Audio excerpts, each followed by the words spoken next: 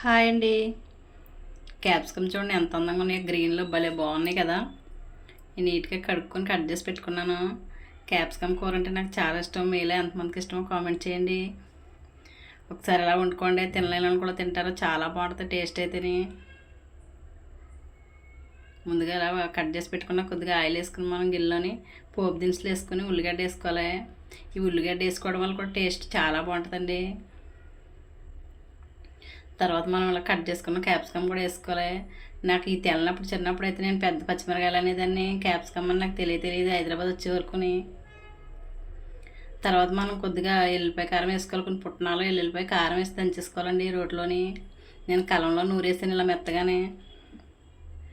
మూత పెడితే ఇలా మంచిగా మగ్గిపోతే క్యాప్సికమ్ తొందరగా ఉడికిపోద్ది క్యాప్సికమ్. తర్వాత కొద్దిగా సాల్ట్ వేసుకుని కొద్దిగా పసుపు వేసి తిప్పుకోవాలి. ఇది రైస్లోకి చపాతీలోకి కూడా బాగుంటుంది.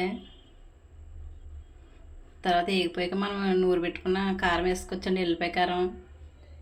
ఈ ఎల్లిపాయ కారం వేసుకోవడం వల్ల కూడా చాలా బాగుంటుంది. మా వీడియోలు చూస్తున్నారు కానీ లైక్ చేయట్లేదు, లైక్ చేయండి, సబ్స్క్రైబ్ చేసుకోండి. క్యాప్సికమ్ కూర రెడీ అయిపోయింది. మా వీడియో నచ్చితే లైక్ చేయండి, షేర్ చేయండి.